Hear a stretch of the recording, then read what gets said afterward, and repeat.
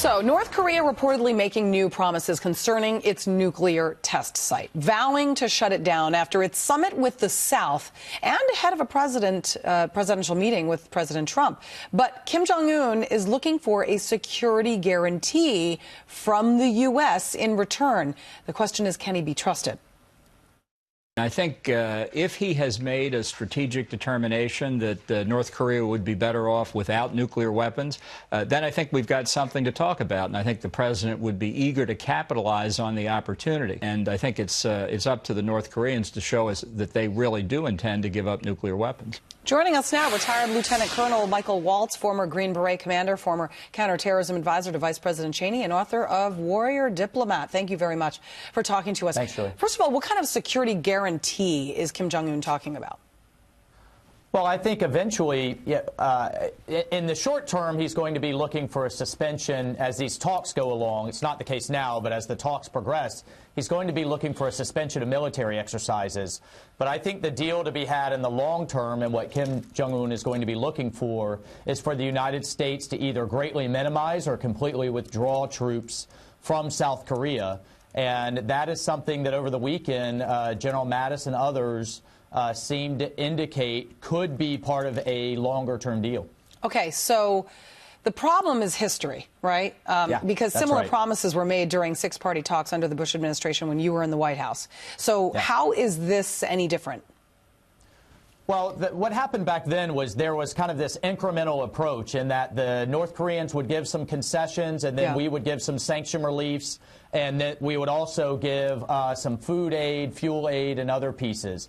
And I think this administration, what gives me optimism is a few things. One, President Trump has already extracted concessions that military exercises will continue, sanctions will stay in place, and that I think the biggest piece is that he's indicated he will walk away. And I could see kind of that being framed out in three different circumstances. One, if Kim Jong Un is just trying to use this for kind of symbolism to be seen as on par with the President of the United States for his own domestic propaganda reasons. Two, that if he's taking a play out of the old North Korean playbook, well, let's drag this along. And that's what I'm really concerned about. If we get bogged down in when the inspectors can come in, what sites they can go to, how much notice. And meanwhile, the North Korean missile engineers are perfecting that ICBM. Yeah, okay, so there's also the Japanese factor here, because the Japanese aren't exactly on the same page as the South Koreans on this. Do they need to be? That's right. So remember that the South Koreans and the Japanese still have a lot of bad feelings, so to speak, left over from World War II. And they're not on the same page. The South Korean leader, President Moon, wants a deal badly. He's a progressive and really wants to outreach to his North Korean counterparts.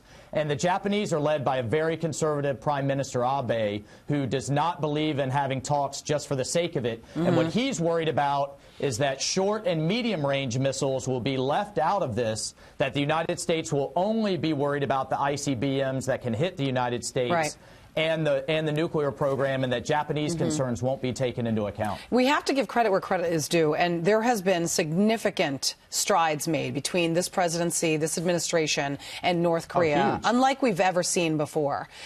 There is also concern, however, that this could be a propaganda win for Kim Jong Un to have a face-to-face meeting with POTUS. I mean, the guy never even left his own country. Then he goes to China. Now he's willing to meet with the president.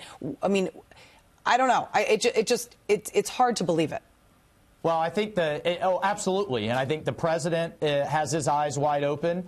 John Bolton is certainly on record as a North Korean skeptic, and rightly so. And Mike Pompeo is going to take a very tough approach as well. So, again, as long as those sanctions stay in place and our foot kind of stays on the neck of the North Korean economy with Chinese support, and with the full UN support, I think we'll be in good shape. But we have to see absolutely verifiable full denuclearization before we make any concessions. It sounds promising. I can't lie. I mean, it seems this is the most significant stride that we've seen us make.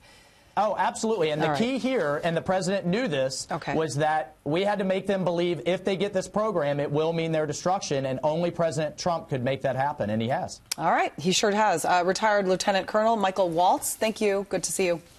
Okay. Thanks so much.